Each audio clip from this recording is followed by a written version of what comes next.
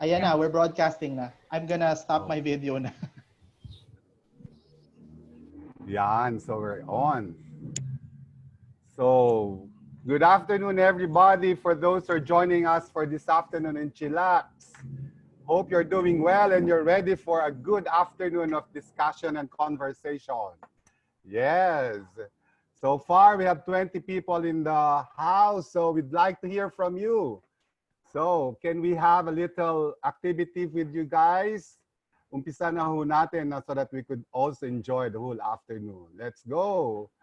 We have a little poll that we'd like you to answer. Is that okay? Let's have the poll. Yan. For those who've been joining us, you're familiar with this, we'd like to hear from you. So take a short time to answer this quickly. Let's all start it now. Yan. Again, reminder, may we request you to set your chat box to all panelists and all attendees so we could see your comments so that we are able to hear from you. Hello, everyone. Si Maria Fe de la Cruz, thank you for joining us this afternoon. There's Charmaine de Mesa. Nice to see you here. Yan. So please answer the poll so we'll get a little feel of who's here with us this afternoon. Okay. 70%. Sorry guys, 70%.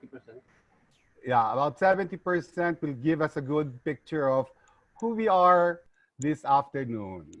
And after this, we'll show you the result of the poll so you have a sense kung sino-sino po ang kasama natin this afternoon. Is that okay? Sige lang po, answer lang. And reminder, please, you may want to send your chat with your name if in case what is labeled on your chat is Huawei or Samsung, because this is the brand of your phone, not your real identity. So good. Madami na ho tayo. We're now 32 in the meeting. So, kamusta na? All right, I think we have the result of the poll. Wow, a good number of educators are with us, 76%. And about soft skills trainer are also the next in lead. And where are you calling us? We are mostly in Luzon and some people from Mindanao. Maayong hapon sa inyong tanan. Hello, everybody from Mindanao. And there are some good number of new participants. And some are suke. Yeah, that's a good number. Thank you for answering the poll, ladies and gentlemen.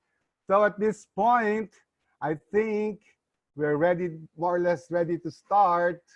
Allow me to introduce our moderator for this afternoon.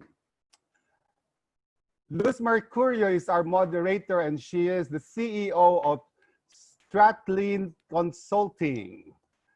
She has more than 25 years of relevant experience in human resource with domain expertise in organization and talent development, culture transformation, and change leadership. She was the ASEAN Learning and Development Leader of General Electric's and one of the master trainer of GE Crotonville Global Learning, the first corporate university in the world. Prior to this stint, she was the vice president of training and recruitment in GE Manu Philippines. She also worked with multinational companies like Philips Electronics as HR Region Manager, Asia Pacific, Kraft, and Monde Nissin. So ladies and gentlemen, let's welcome Ms. Luz Mercurio.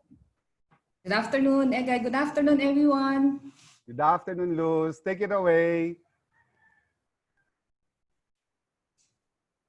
Welcome to Chillax, everyone. We have 41 participants, and we will be with you until 4 p.m.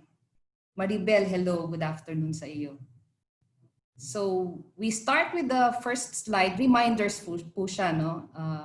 This is the standard reminder. To manage the flow of information, we will put you all in mute. But since it's Chillax, we encourage you to ask questions, use the Q&A tab sa middle part of your screens, bottom middle part, and yeah, send over yung mga questions nyo, and we will have a good discussion because you can also chat with us. No? Use the chat tab for your comments and inputs. And then please put it sa send to all panelists and attendees so that there's a more engaging atmosphere for this particular session. Now, there are people who will be asking if there's certificate dito sa Chillax. Hindi po kami magbibigay ng certificates because ito po ay parang review of what happened last week. Yan. So sa next slide, we will formally give you what Chillax is all about. So it stands for Chill Conversations, Actionable Insights. Ito po, we created as a way to recap the major learnings that transpired for the week. No? For example, for this week, may dalawa tayong sessions na free webinars. Sometimes meron ding paid webinars or kasama yung itipanan. And ang maganda po sa kanya, we will create a more relaxed atmosphere where you can chat with us. No? Parang kwentuhan lang, like pag nanood kayo ng sine, di ba, pupunta kayo sa nearest di na nga kapihan yung nga pala yung ng mga bubble tea, pag-usapan niyo yung sine, or pag nag-attend kayo ng symposium, you talk about the key insights na draw nyo from that. It's like that. It's just that naka-virtual platform tayo. And there will be tangible or localized examples. That's why we have invited yung dalawang subject matter experts for you to relate ano ba yung gusto nyong mga ideas na pwede pang laliman, pwedeng i-discuss in a language na mas comfortable tayo. So we encourage na mag-Taglish tayo, pwedeng mag-Tagalog, pwedeng mag-English. And then there will be more time for us to converse with you. So yeah, as early as now, yung mga nag-attend ng Tuesday and Thursday sessions, if there are questions na gusto nyong itanong, put na kagad sa sa Q&A tab. And we'll find a way to answer them with the help of our two distinguished panelists. Yan ang Chillax. Now, brief intro. Yung first session was last June 2, and the title was Industry Winners and Losers: What is Needed to Propel the Philippines Back to Economic Growth. So Atram presented the economic data in the simplest possible way. Nakakatuwa po, no? Kasi talagang super thank you to Jomar Lacson and Marcy Chua. I hope they are with us now, no? Kasi we invited them. They both led us to deep introspection on the relevance of these data to us and how can we create meaningful outcomes as leaders of the organization, as people enablers, as teachers, and as ordinary citizens of our country. Now, yung second session naman, nung June 4, sa Young Brands naman yon of Asia. Ang title, Emerging Trends Impacting Business and People. And we are really very grateful because Grace Monsayak Nair helped us distill, no? Talagang sinimplify niya yung economic trends and showcased yung how the company assessed the present pandemic situation, tapos how they set strategies and created action programs that are focused on taking care of our stakeholders, particularly yung employees natin and pati and consumers. So today, we drill down na naman to the impact of the economic changes to us as individuals, as leaders, even key influencers. Yan, marami tayong guest na teachers, pati teachers.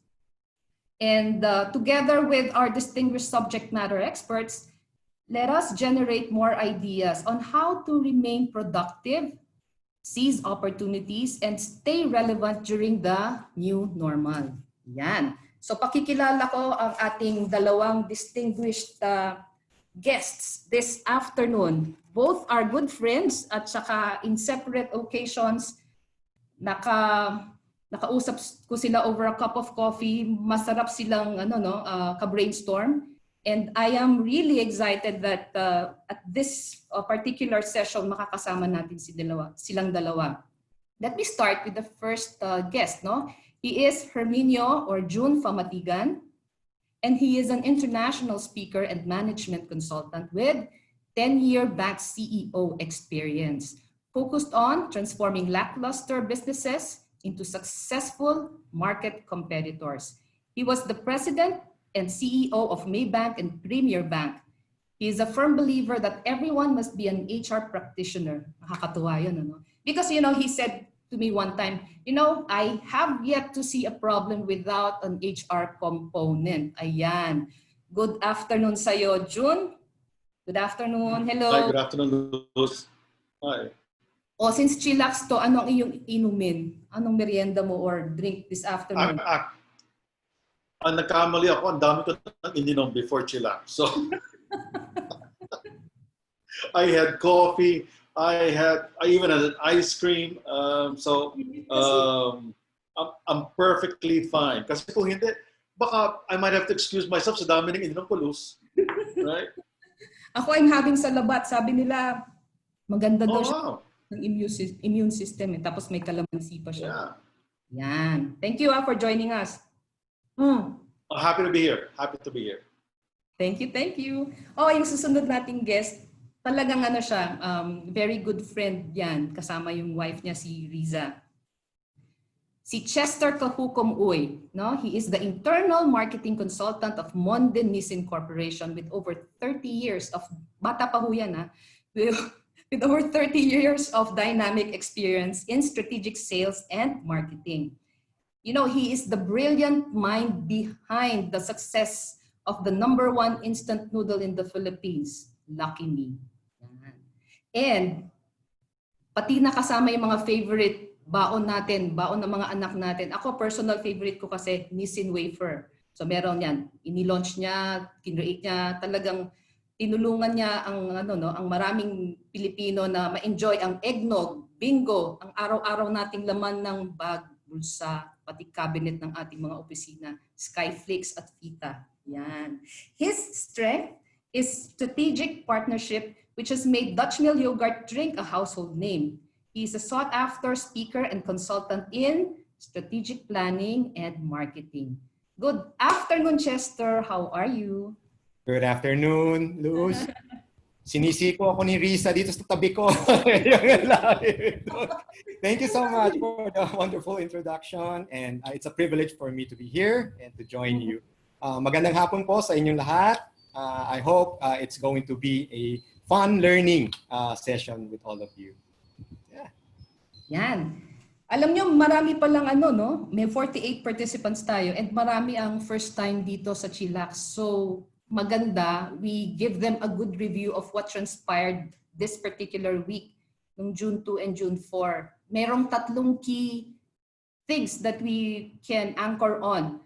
Pero gawin nating mas engaging, magkakaroon tayo ng poll. With the help of those who attended, or siyempre, most of you, alam nyo rin naman siguro doon sa kakabasa natin. Well-informed naman tayong lahat. Please answer these questions. Okay? So magpo-poll tayo. First question, what sectors will gain the most in the next 3 years as a result of the pandemic?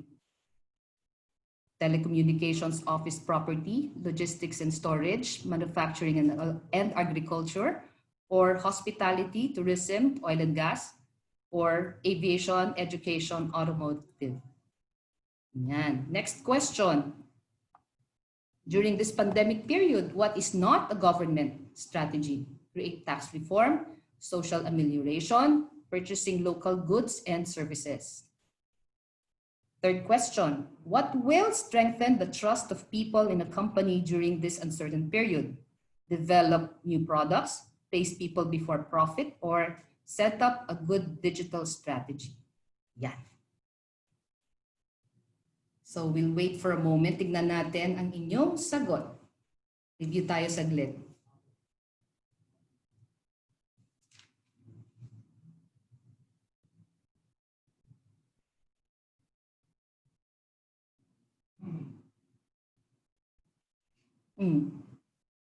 Choose one and then we will get the results in a while.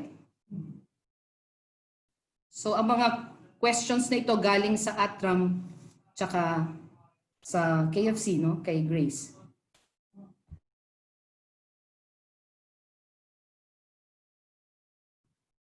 By the way, we are also live sa FB, no? Meron tayong 31 viewers. Mabuhay po kayo. Good afternoon sa inyong lahat. Ayan na ang result natin. So, the answer, 82%. Yan. So, yung sector that will gain the most in the next 3 years as result of the pandemic, yung telecommunication. Yan, office storage. O sa chat box, ano pa ba? Ano pa ba ang mga magi-gain in the next 3 years based dun sa learnings natin sa ATRAM? Sulat nyo sa chat box. Tingnan ko nga.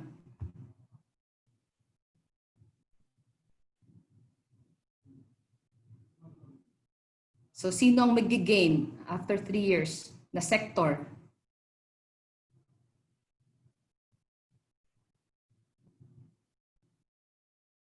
Yeah, management consulting. Okay. IT, sabi ni Emma. Thank you for that, Emma. Yan, so ang benefit, sabi ng ATRAM, bukod dyan sa tatlong yan, financial, technical solutions, agriculture. Now, we remain to be the #1 exporter of banana, nakakatuwa. Dito sa Southeast Asia. Tapos healthcare, personal and institutional products and services, telecommunications. Salamat. So yung next question natin, during pandemic, what is not a government strategy?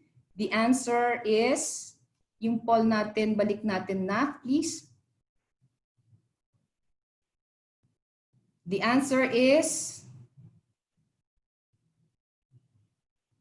what is not a government strategy. So ang hindi strategy ng gobyerno natin ay purchasing local goods and services. Hindi po create a tax reform. Yan. Kasi yung purchasing local goods and services, hindi po siya initiative o strategy ng government. Ito po yung yung ini-encourage sa atin bilang mamamayang Pilipino na we should buy Filipino to help economic growth na dito sa bansa natin. And of course, for the third one, what will strengthen the trust of people in a company during this uncertain period? Ito galing naman to sa KFC, yung sa talk ni Grace. So ang magsi-strengthen ng trust, dapat place people before profit. Kasi based on her talk, sabi niya, yung yung Edelman Trust Barometer, nag-interview yan ng mga tao sa 12 countries, 12 countries were surveyed by this PR firm.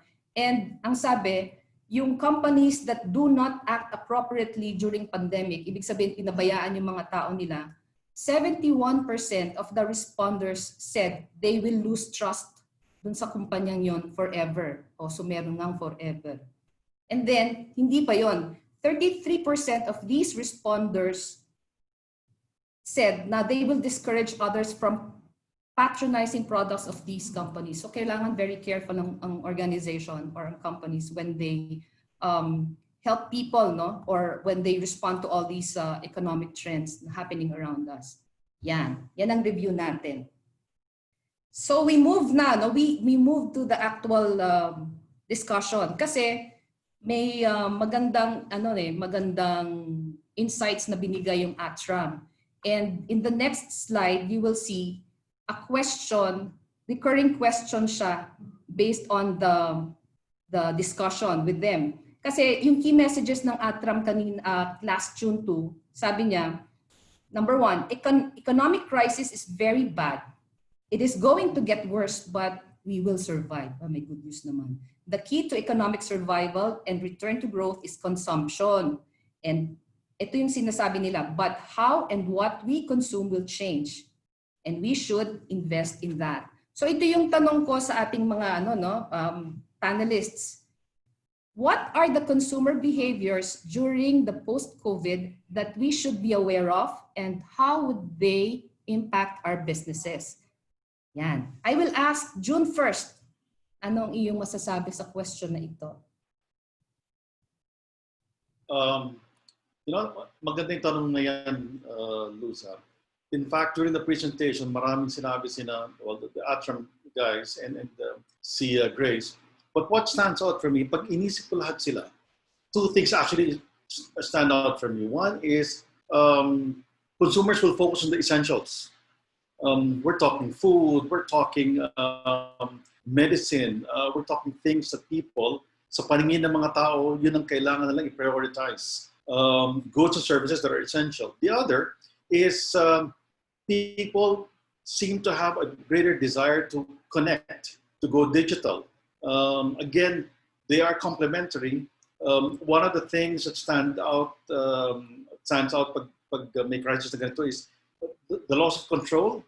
So ang mga tao, there's a greater desire in people to connect, to reconnect, to go digital because we're separated by distances. So yun ang dalawang consumer behaviors that really stand out for me, Luz.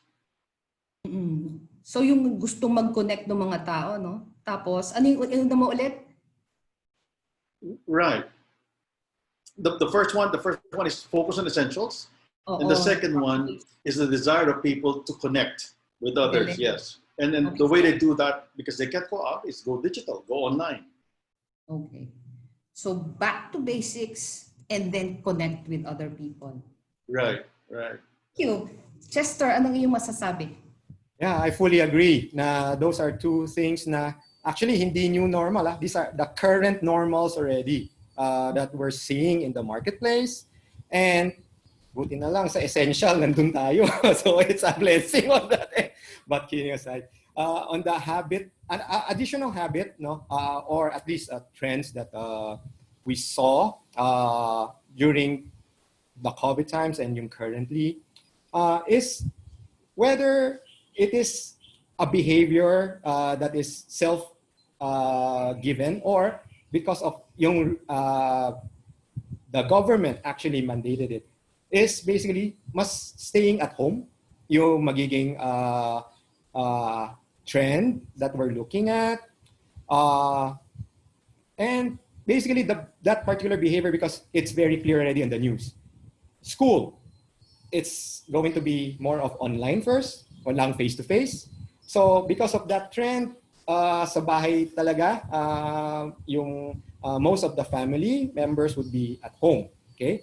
Then secondly, outside of that would be yung the safety consciousness or yung psyche of and behavior of our consumers to be not the security and safety would be paramount pa rin moving forward. And for us, in terms of the CPG or consumer product goods or food manufacturer in that sense, in a way, yes, it has, kung hindi namin siyang bigyan ng solusyon, definitely there would be a huge impact if we don't actually try to improve on what we're doing and basically input and change the things that we're doing.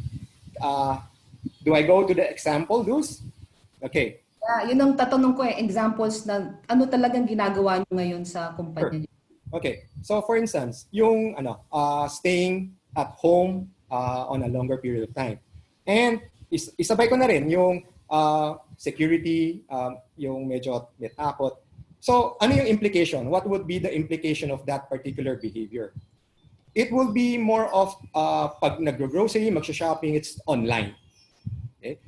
Instead of going out, it's really more of online shopping. And basically in terms of consumption usage, since walang pasok yung mga bata, di ba? Marami sa mga produkto namin is actually hinging or parang targeting the baon market of the kids. Okay, so that's a big behavior or a big how do you call that? In terms of change, no? In terms of yung market cycle. Okay? So these are things na it will impact because that is where part of yung peak seasons ng kumpanya will be. Okay, so with that implication, what are those things na we are currently in terms of the scenario doing? First of all, basically we have to accept it. It's not something that is parang haka-haka pa. It's really current na. Okay, so we have to tackle that one. So first, in terms of yung sa sales natin, being online, we really have to accept, part of the acceptance of it is sometimes to say, hindi namin alam. It's by doing that, then it opens up yung avenue for us to look for strategic partners. And with that strategic partners, we learn together. We will learn from them, and sila naman yung talagang specialize on that. We'll also learn from how to carry yung products namin into that particular channel. No? Prior kasi sa lockdown and itong pre-COVID period, yung online shopping, it's not really a big percentage of the FMCG side, yung mga food products and the likes. Kaya, yes, we're investing in it, but it has to be double time na ngayon eh. So the fastest way is really to look for strategic partners as one option, rather than just learning it on our own. But we're also doing that naman on that sense. So that's a very salient thing that came from mga changes ngayon dun sa habits, sa behavior ng consumer because of this particular pandemic. Yan, maganda examples mo, no? Yung the strategic partnership, yan, FMCG, no? Moving goods. Luz, may I add one thing? Yeah, Just to highlight what Chester said. Yes. Just to highlight what Chester said. I have first-hand knowledge that Lazada had a 3-day sale. The first 30 seconds of their sale, they sold $1 million. $1 million. First 30 seconds. So that gives us a picture of the kind of behavior na ang mga tao may pent-up demand, naghihintay. It really has changed the mindset of people. Iniisip natin, ang mga tao siguro mag-iingat mamili. But focusing on what they need, they really are now going digital, going online to the extent possible. So I just thought I would add that example. Oo nga, no? Iba na yung buying behavior. Pati nga yung mga elders daw ngayon, nag-go online shopping na. Right. So that's also something na at this stage kasi, this particular journey to recovery, wala pa eh. Wala pang vaccine, there's no cure. So it's an ongoing thing. So even what's the insight behind what the outcome of Lazada's sale and the likes, definitely as a company, as a marketer, we have to track that one. Is it a one-time pent-up feeling of shopping therapy? Or is it something na magiging sticky, the stickiness would stay in terms of talagang online na all the way, at ganun kalalaki yung, instead of the usual mall sale, dito na talaga yung shifting ng mga consumers natin.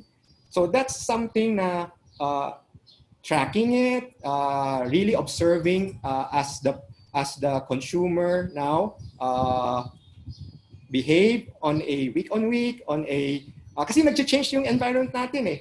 From ECQ, MECQ, now GCQ na, di ba? So may changes sa environment. So tracking is very important at this point in time. May comment lang si John dito, no? What are examples of strategic partners in relation to a reality that you have accepted? So sabi niya, I guess this is the borrow, the build, and the buy. Borrow. This is the borrow from build, buy, borrow? Yun ang tanong niya. Okay. Yung strategic partnership that I'm mentioning right now is basically, for instance, we are very strong in the traditional trade. Diba? Yung sa mga, if we talk about sari-sari store, we cover a huge universe of that store. But now it has shifted to online. So online shopping and basically because of yung social distancing, even yung coverage ng distributorship natin cannot go to the sari-sari store in a face-to-face relational selling right now. Okay? So with those two issue at hand, we have to turn into technology. no, to now cover our route to market, our road to market, because we have to be there where the consumers will actually purchase, right? So on the route to market, covering the sari-sari store, we are looking at, or we're testing already, or looking for partners very strong in the B2B, business to business, who are in that field already, who have built their capacity, their network in that. So basically, a strategic partnership on that would be well, faster in a way, no, to be able to capitalize that particular opportunity. The other one would be the online, as she said, example with the Lazadas of this world, the Shopee of this world. They're already there. They are a very strong, they have been there for years already, studying the market, and they have their loyal following, and they know how to use on the online payment, the shopping, and even the logistics, which if we do it on our own at this point, it will take some time. No? So that particular opportunity and our commitment to serve our customers and consumers, medyo mawawala yun. No? So that's what I mean by strategic partnership, no? At this point in time. Thank you, Chester. Balik ako kay June. June, you mentioned about yung yung gusto ng mga tao to connect. Anong businesses kaya would take advantage of that, no? People wanting to connect with each other? I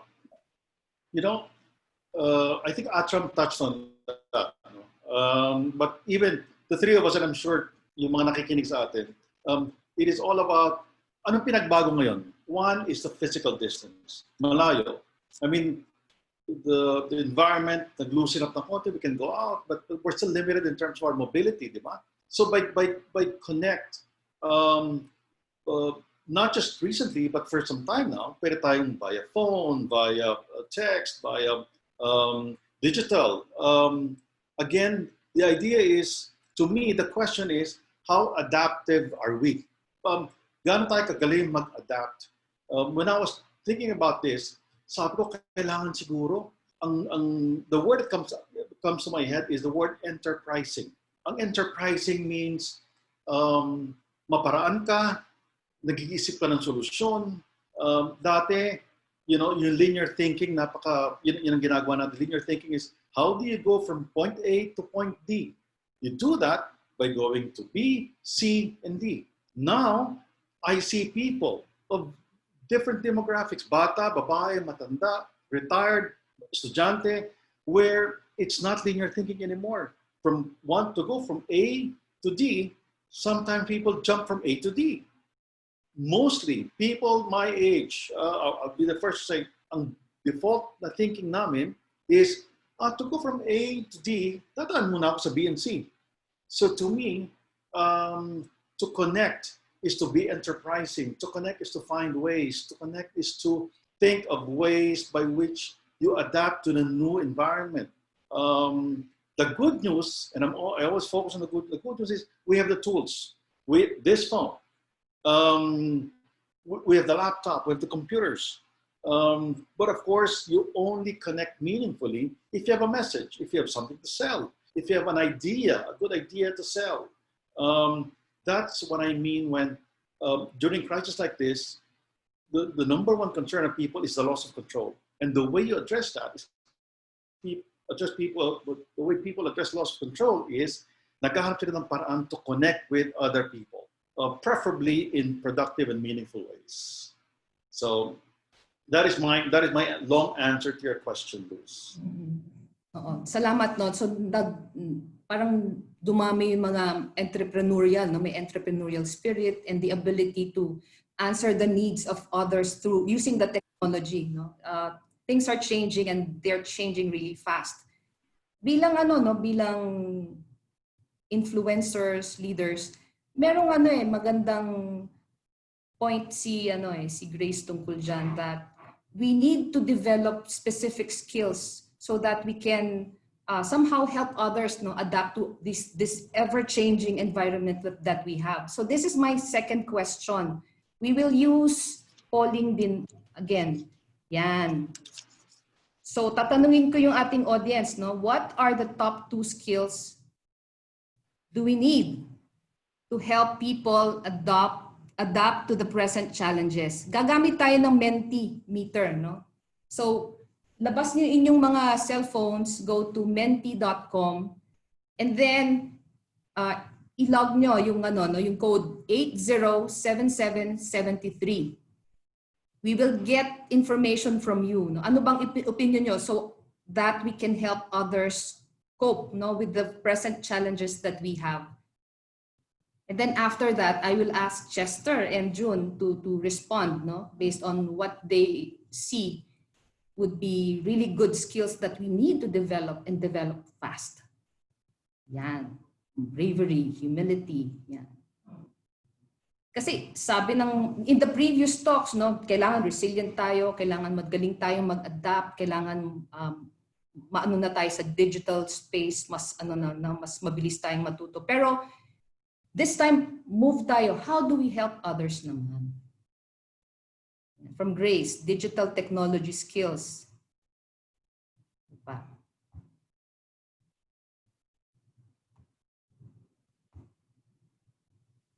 Okay, interpersonal skill, humility, vulnerable. Flexible tayo dapat, we need courage. Ano pa po?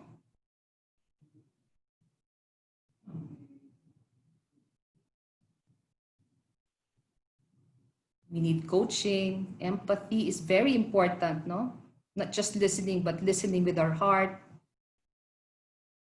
Okay. Resilience. Oh, resilience din, no? Hindi lang pang individual, kundi helping, when you help others be resilient as well. Okay. Hintay tayo pa sa more. Be prayerful, sabi naman ni ni Crystalline. Thank you for that. Solution orientation, sabi ni Emma. Thank you.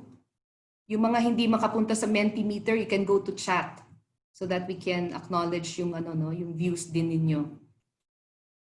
Tapos pagkatapos niyan, can we invite somebody to talk about the top 2 na skill na nasa isip niya? Tapos kung papayag, open natin yung video niya. So I will be encouraging a volunteer from our audience, no, sa ating attendees na 50. Raise your hand kung gusto nyong magbigay o mag-share. I see Ria. Ria, payag ka bang mag-unmute and to go on video?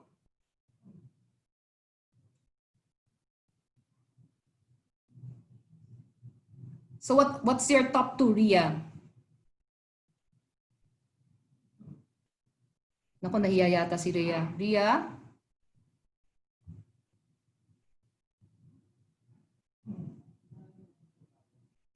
Okay, audio lang sa webinar. So can we hear from Ria or si Crystalline? Pwede ba si Crystalline nag-raise ng hand din? Unmute please, Crystalline. What's your top 2 skills na pwedeng magamit natin to help others at this particular pandemic period?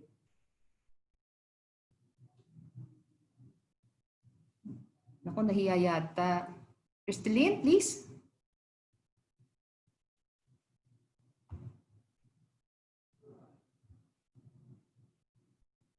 So, ang nag-raise ng hand kasi si Ria at si Crystalline eh. Naf, pwede ba silang i-unmute? Any of the 2? Yes, ma'am.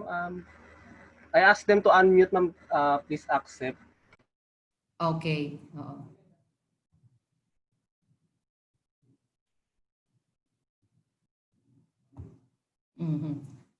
Sige, while waiting for them, yan, ang top 2 natin, makikita natin that we need empathy, number 1. Kasi siya yung pinakamalaki sa word cloud natin. We need empathy so that we can help others adapt to the challenges that we're facing.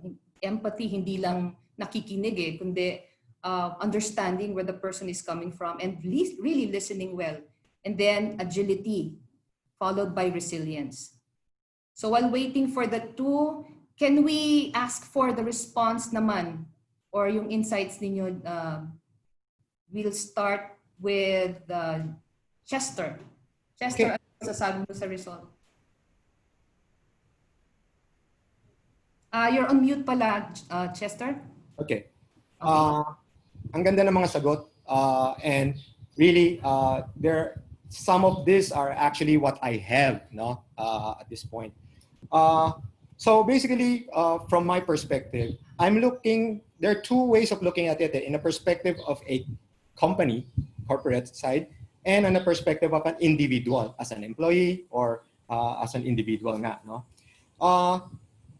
Yung looking at the challenges, when we say challenges kasi, what then does yung mga challenges bring, no? What are those that actually become burdensome? So challenges is more of, it brings worries, anxiety, and fear. And why does it bring that one? It's because mostly it's a fear of unknown. Bigla-bigla yung COVID. Ano ba nangyayari? It's all about the health of loved ones, di ba? So there is that actual fear of the unknown. Okay? So given that as the key issue, based on my observation and yung real time na nung nangyayari yan dun sa company, I came up with 3, for me, very key things or skill set that came to fore and it's very, I saw that it's very effective. Number 1, it's a very decisive and very clear leader. No? The leadership was able to give decisions and clarify matters at a very quick manner. Okay? So, yung CEO namin, it's very quick to actually come out to say, people safety first. Okay? So, that already gives that particular direction, no, for the departments and the team members to actually latch on. Okay? And blessing rin sa company ng Monde is because the way that it will be communicated, hindi siya mahirap because our aspiration as a company, the purpose, no? He always goes back to the purpose. Kaya ang bilis na sasabihin, people safety first. The aspiration of the company of Monde is to improve the well-being of people and of planet and create sustainable solutions for food security. Okay? So in that statement, it's very clear that well-being of people is already tantamount. Very clear yung role namin, yung purpose ng company. And food security, and is now connected to the essential products that we produce. No? Siya yung talagang tumutulong at this time sa community natin in terms of guiding us, no, through the hardship, through this crisis and the likes. So it's no question. It's very clear. It's very vivid. So it's a very we're very blessed, no. And during the onset of this one, almost every day may meeting yan meeting. And our CEO si Henry Sosanto, walang katapusan na people muna. Kumusta yung people? Okay? So that sets the tone. And it's basically very inspirational and encouraging because yun yung eksaktong kailangan na i-counter, yung fear, yung mga unknowns, no?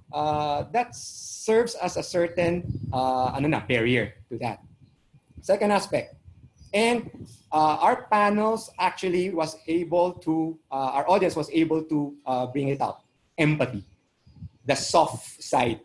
It is not the hard skill set that actually came out. It is the soft. Being able to listen, being able to think about the other person, no? And coupled with part of yung core values ng company, which is caring service, no? It's a very strong combination to actually do the physical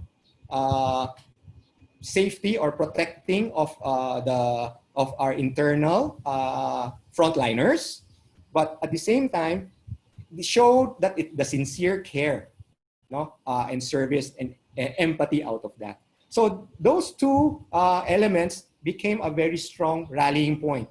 Very clear yung sa buong organization, we know our purpose, and we know that we have the psychological safety to actually be agile, to try, do, and be creative. No, then being agile and creative makes us learn along the way, makes us be able to test scenarios already as early as possible, no, and shift gear if nag-change yung environment.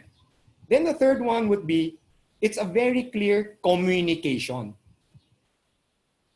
Walang katapusan na we find ways on how to communicate with people, being transparent of where we are, ano na ba yung nangyayari, ano yung ginagawa, no? So these three aspects of skills or strength, no, was very pivotal. And it is not only during yung March period na talagang lockdown. It is ongoing. Because hindi pa tapos talaga yung journey. It's still, the environment is still changing. We're also scenario planning pa rin because the habits and behaviors are not firmed up yet. It could still change, no? So those are the three things na I feel that yung strength natin. Also, just a few dikit lang doon. It's also empowering with those three, no? The communication. It empowers and it inspires yung the next tier and likes. Case in point, no? There was yung certain unit, it's a commercial side, the sales side. When all of this, because they feel that their security, no, their safety is already being addressed, no. HR personnel and the corporate group has already come up with protecting in terms of the physical self, the mask, and all those requirements na safety first, all the posters, even yung measuring of the safe distance within the plant, no? And yan. Plus, it also it also answered because of empathy, the mental side of it. We know that it's fear. We know it is something that is unknown.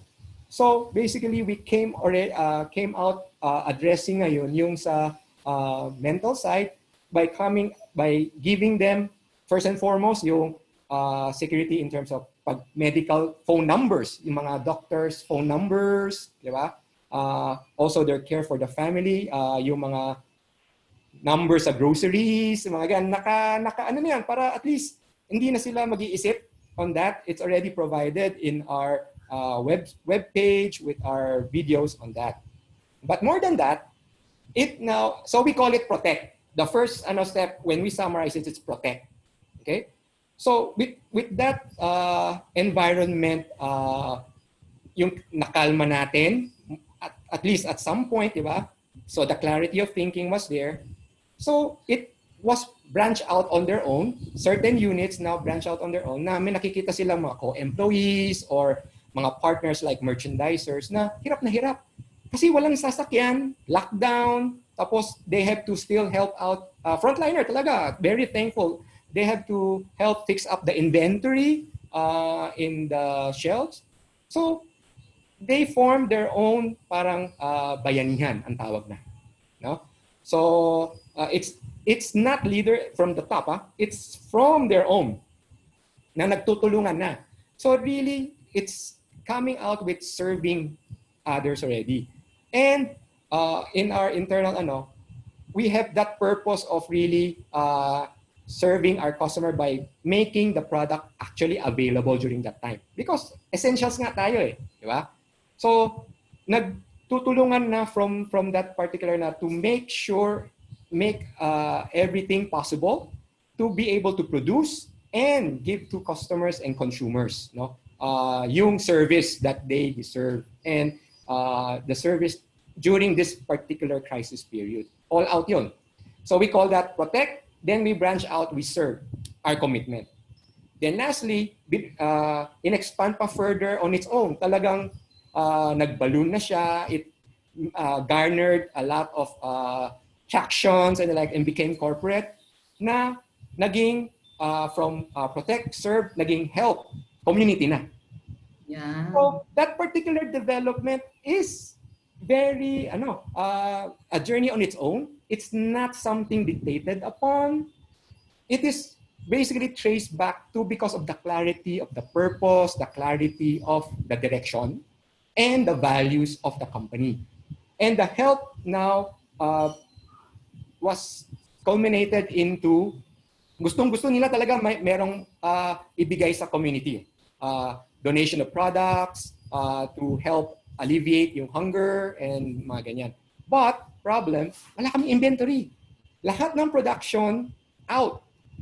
It's really serving the customers during that time.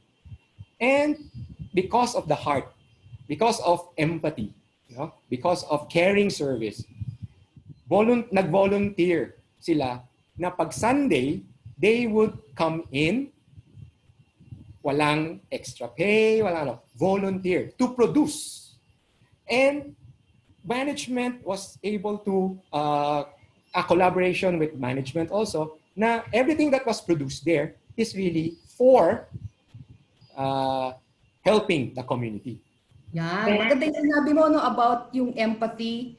Kasi yung empathy na nanggagaling sa leader, napasa sa buong organization, na nagbayanihan at may empowerment. Thank you for that. No? Let me move on to June. Anong masasabi mo naman dito? Thank you, Chester.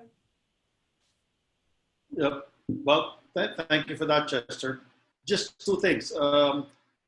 Natutuwa ako na pinakamalaki rito is empathy. Okay? And I'll just try to add something.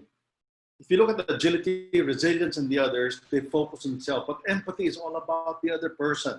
So I'll speak from the heart. Nothing happens without empathy, particularly nowadays. So kung sa mga nakikinig sa atin, nasa discussion na to, especially those who are leaders, who have people below them, nothing is going to happen without empathy. Now, how do you apply that from a practical standpoint? Just a couple of things. Number one, keep in mind, people cope differently. Sometimes the tendency is sa atin, for us, for me, when I look at someone and I try to understand him, iniisip ko, how will I respond if I was in his shoes? That is a wrong question to ask. You do not ask. You just understand he is going to cope differently than you will. The other person will cope differently than you will, right? So the other thing is, be generous in your interpretation. I said it the other day, nowadays, because we're now remote, particularly if you have people below you, keep in mind one thing. Your subordinate's home life is more relevant to you now. Unlike before, when we go to the office, people check outside the door their problems at home. Nowadays, because we're remote, the home life of the person that you're leading is very relevant to you. The third is never compare suffering. I'm talking about empathy. If someone talks to you and medyo nag-complain, nahirapan siya, and then in your head, let's say, mas mahirap ang pinagdadaanan mo, the worst thing we can do, and sometimes we're guilty of this, is to say, swerte ka pa nga, ganyan eh. Yung pinagdadaanan ko sa bigat. Never ever compare suffering. So empathy is important because it focuses on the others. I like agility, I like resilience, but I'm glad empathy is the most important thing here. Now, on my second point is this. The top two skills, right? So my second point would be simple as this. We're not going to go digital. We're going to go online. People are going to be doing pretty much the same thing. My challenge to everyone is this. One question. How do you plan to differentiate yourself? Regardless of the environment, it is going to be a competitive world. I wish I can say, no wala kang kalaban sa merkado. I wish I can say, you have a monopoly of ideas. You have the best ideas in the world, right? I wish I can say that. The truth of the matter, however, is people will adapt. People see the same data. They will go to the same market that you're going to. A lot of them will. So the question I always challenge people with is this. How will you differentiate yourself? If you cannot differentiate yourself, there is absolutely no chance you will do well. If you cannot differentiate yourself, you will belong to this big circle called average. And I trust you do not want to be an average. So I just want to remind people that that's how I think. So in this new environment, I know people are going to be teaching online, speaking online, doing webinars. So I challenge myself, how will I differentiate myself? It can be the way you communicate. It could be the content of your material. It could be the way you present yourself. It could be using bells and whistles sometimes when you present. It can be any other thing for so long as, please, make it a point to think always, paano ka mapapaiba sa iba? That is the reality on the ground. We're going to be competing with others. Hindi lang tayo ho ang naglalaban. Libo-libo ho tayo na maglalabanan sa merkado, whether you're a chef, a cook, a presenter, a speaker, whatever it is, you're a tech guy, you must differentiate yourself. And I would like to believe all of us would like to succeed and do well. I do not think anyone listening in this chat has for his ambition to be average. Average is a kiss of death. So I just thought I'd share that, Bruce. Thank you. No? Thank you for giving us really practical ways, no, on how to empathize with others. And of course, dahil nga ang bilis ng mga panahon ngayon, how do we differentiate ourselves, no, para meron tayong relevance sa society? Ang bilis ng oras, no, we're left with 10 minutes. So at this juncture, I'd like to ask, no, any final thoughts to our audience this afternoon. We'll start with June. Sige, anong final thoughts mo for us? Okay. I've been thinking about this. I know lahat tayo, we have concerns, we're anxious. Some are even under emotional distress, and that's understandable. However, I'm the old romantic fool. I always would like to focus on the bright side of things, what we can do, where we can progress, where we can do better. And this is what I would like to end with. Clearly, there are opportunities. There is no question. There are opportunities. The playing field has changed. Some of the players have changed. The consumer preferences have changed. But will you agree with me? At the end of the day, it's not so much what happened to the marketplace. It is, in fact, how we respond to the changes in the marketplace. And that is good because to a certain extent, this pandemic is a great equalizer. Dati, pag maliit ka, mahina ang laban mo. Ngayon, there is the digital space. There is online. Mas naging equalizer ang pandemic, right? Because now, it's not a question how geographically dispersed you are. Pag maliit na kumpanya ka dati, mahinap ka makalaban sa malalaki. If you're a small player, a consultant, mas mahirap ka marinig ng iba. Well, guess what? We're now pretty much on equal footing. So my challenge and my exhortation is for people. Please do not forget the fact opportunities abound. I really believe that. Sometimes it's not easy to find them. We have to scratch below the surface. We have to scratch beyond the surface to find opportunities. But opportunities abound all over. It's just a question of what skills do you have, how willing you are to learn new things, how willing you are to reinvent yourself. I am sure all of us watching here, we have reinvented ourselves at least once in our lifetime. And I think the times call for another reinvention, a more radical reinvention of ourselves. So the good news is it is within us to be able to respond to this market. It is within us to be able to respond to this new environment. It is not going to be easy. I will not insult you by saying it's going to be easy. Of course it's not. But hand to my heart, I will tell you that it can be exciting if we view it from a prism of optimism and paniniwala sa ating kakayanan. So I thought I'd end with that. I'd share that. Salamat ng marami, June. Galing, June. I fully agree with that. Sure. Okay. So, for me, to link it with yung sinabi ni June, I fully agree with that. It's within us. There's only so much. The other side of the pendulum is the corporate to give you all the trainings, provide you all the tools and the likes. But at the end of the day, it's still us individual, no? Whether we take up ngayon, accept it, no? And how do we face, no? Be resourceful, be resilient to face that particular challenge, no, as we move forward.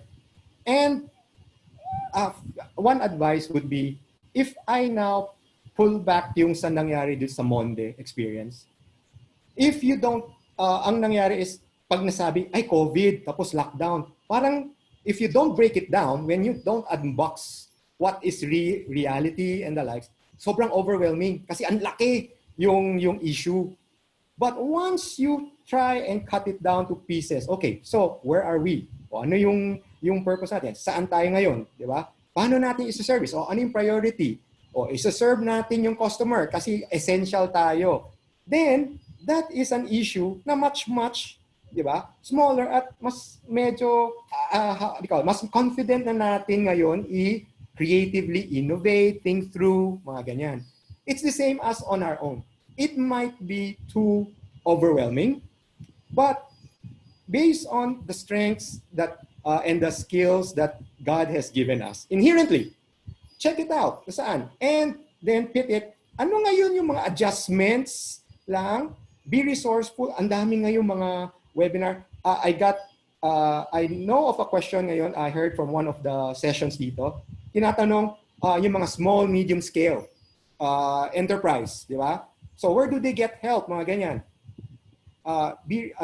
Part of, go to the DTI, Department of Trade and Industry website. Last month, in fairness talaga sa DTI, they did a fabulous job. They gathered all the stakeholders pagdating sa online, from how to register, how to set up, pati how to pay, sila Grab, sila they're all there. So baka nasa website pa nila yung link on how to set up mga ganyan and all the help. So it's really, I want to impart na it's about being resourceful, accepting it, and being kind to oneself. Okay, may kunting mali-mali, mga ganyan. Itong Zoom nga hanggang ngayon pinag-aaralan ko pa kung paano. Salamat, Chester. Gusto ko yung tip mo sa DTI, ha? Thank you. Maraming kailangan ng tulong. So, I will wrap the session para we're 2 minutes na. Okay, sige.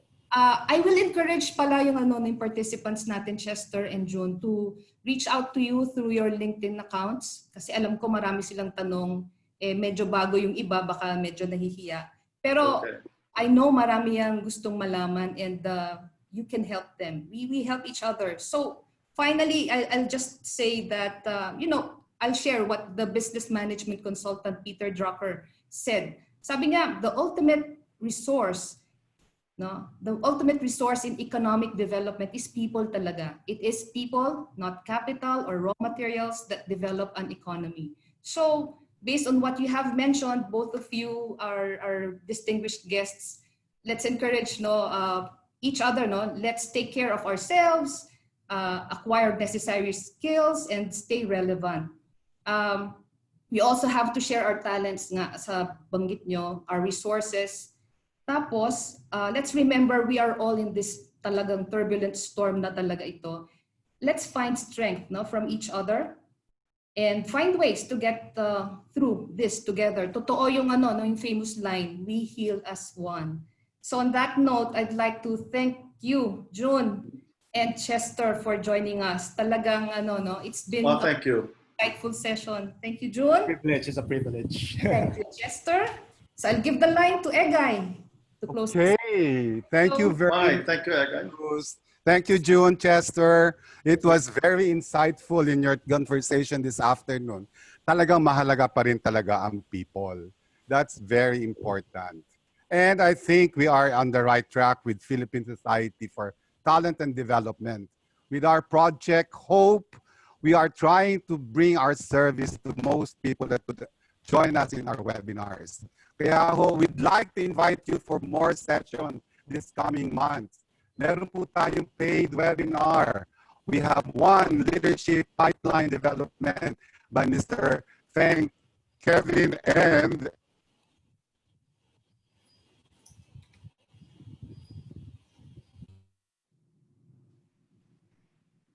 nawawala si Egay. So he's referring to Leadership Pipeline ni Kevin Feng. Your audio, Egay. Si Bobby Galvez naman, lessons learned from managing a corporate open university. Ayan, Indonesia yan at saka China galing ang mga leaders na ito. Egay, are you online, please?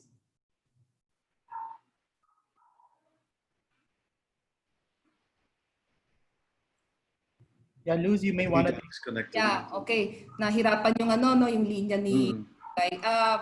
Last slide will show you what's in store for you. We have 2 paid webinars, enabling online learning at saka how to manage emotions. And you will help us continue our advocacy through these training programs, webinars, and of course our EP Panan mentoring with our very own Maribel Aglipay.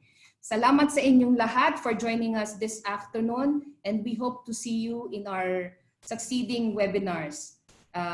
Take care, everyone. Thank you, June. Thank you, Egay. Thank you, Chester. At maraming salamat, Nat, our tech. Thank you, Luz. Chester, nice working with Thank you, you. Chester. Thank you. Thank you. Guys, salamat sa'yo. Keep in touch. Okay, bye-bye. Bye-bye.